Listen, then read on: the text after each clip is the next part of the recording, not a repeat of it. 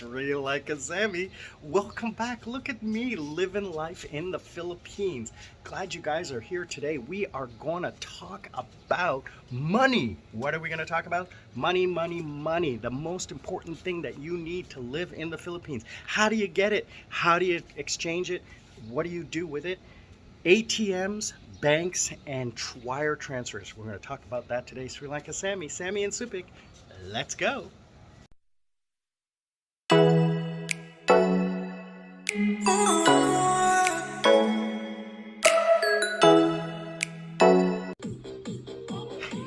Hey guys, I'm back.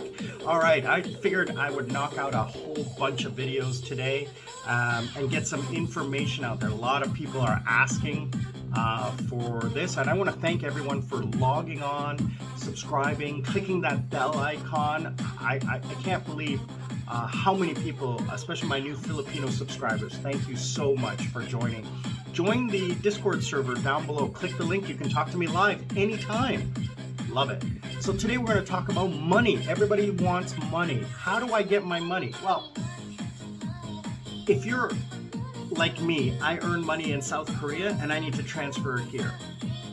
A lot of expats are retired, so they have pensions coming in. How does that come here? Now there's so many different ways you can do it. There's literally hundreds of different ways. What's the best way? It changes all the time. You'll join Facebook groups and you will see and hear everybody talking this way or that way about whatever. What do I do? Well, let's talk about first what ways there are. I mean, the first way is a bank-to-bank transfer. So you transfer from your bank account, wherever your money is, to a bank here. Which means you need to have a bank account here. Opening a bank account here is not easy.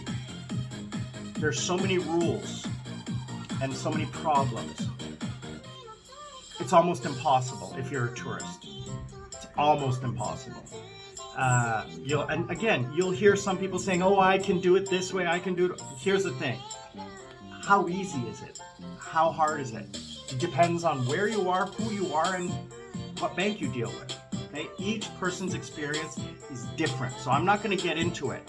I will suggest if you want to do bank to bank and you're going to be here for a long time, open up a bank account via your bank in your country. The bank in your country will have a relationship with a bank here in this country, in the Philippines. They will negotiate opening up the account and transferring money initially to set up your account. Okay? No, most people don't realize this, but the bank is in business to earn money, so they're going to do it for you because you're a customer. All right, so you need to go in and take care of that yourself at your bank in your home country or the country that you're doing business with. All right. So the second way is Western Union, but you run into fees there. Okay, and you have to have an account set up, all that online. There's other ways. There's things called MoneyGram, Zoom, Remedy, and Wise. Wise is the most popular one. I don't use any of those systems. You guys can research yourself all of these different systems. Gcash is very popular in Philippines. Everybody uses Gcash. Oh, let me take a step back and tell you one thing that is really important to remember here in the Philippines. It is a cash-based society. You need to have cash no matter where you go. Forget your credit card, forget your debit card. Unless you're at a hotel or in the main city, Manila, you will never need your credit card or your debit card. I've only used my credit card in one place, and that's at the grocery store or at the mall. Okay? But most places, even the smaller boutique shops, will not take a credit card. They will take Gcash. They won't take debit card. So you have to pay through your Gcash account over your phone. So that's important to know, that you need to have cash on hand, okay? So how do I get it? Well, what I do is I transfer money that I need. I came here with enough cash to pay my expenses for the 6 months. So I brought about 3,000 or 4,000 US dollars with me in cash. Transferred it to exchange it into Filipino pesos, and I paid my living, my rent, my internet, my expenses for the 6 months. And then whatever left over is my entertainment. Now, if I need money, I will transfer. I will not transfer.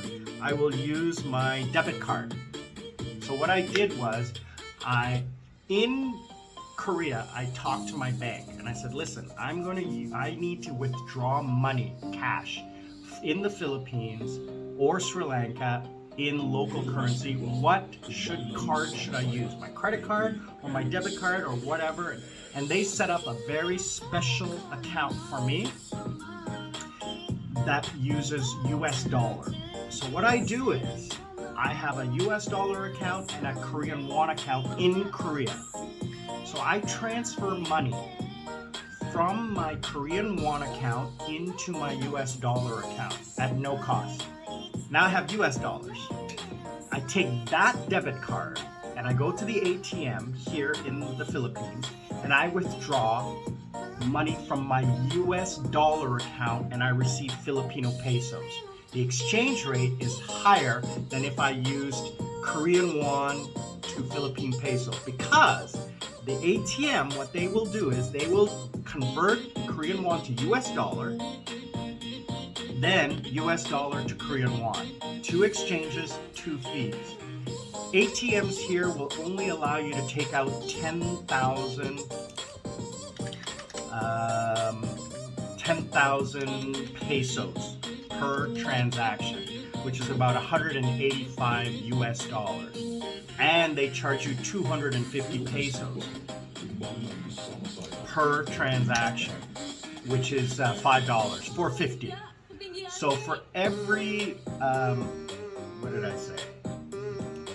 For every $185 you're actually taking $190, but you're only getting 185. So they take $5 from you per transaction. So if you need $400 for the month, or $600 for the month, you're paying 10% of that in fees or more.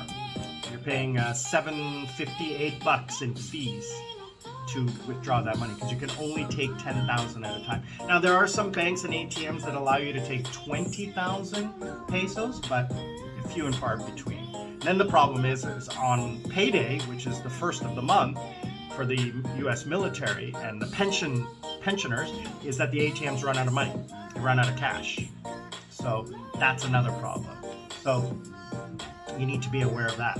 So what I do is I do that. I will go and if I need to withdraw cash, I use my Korean US dollar debit card that I set up in advance in Korea. So these are the things that you need to do before you travel, is set up these accounts, figure out how it is you're going to do. My number one point and tip is to come here with 3 months worth of cash. Okay? 3 months worth of cash. People say, oh, carrying around that much cash and exchanging it and blah, blah, blah. This is what I did. You can do something else. You can do something different. Someplace. When I was in Thailand, I lived on my credit card. When I travel to Korea, I'm going to live on my credit card. Because Korea is a credit cards country. So I can use my Sri Lankan credit card to pay for everything. Well, I'm sorry, I'll use my Korean credit card because I'm in Korea. So I'll use my Korean credit card, get the points and everything like that. Now, the final thing is that it all depends on if you're a tourist or long-term. Now, I'm a long-term tourist. So the difference with me is that I need to plan for the 5-6 months that I've been here. So it was all cash. And because Tim told me, you need cash. You can't live here on credit card or debit, especially in this area because we're in a small town. Now, if you go live in the provinces, like out in the countryside, forget about it. You're traveling an hour to get to an ATM. You need cash. Lots of it. So there is no, as far as I understood, there's no black market here on cash like there is in Sri Lanka on money exchange. You just have to find the right money exchange and get the best deal that you can. So that's my advice to you guys on, well, not really advice, that's just my information to you, what I do. All right, I hope that was informative.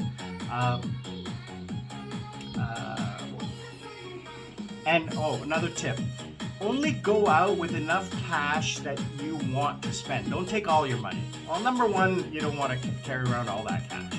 Number two, it's very easy to forget how much the exchange is and spend way too much.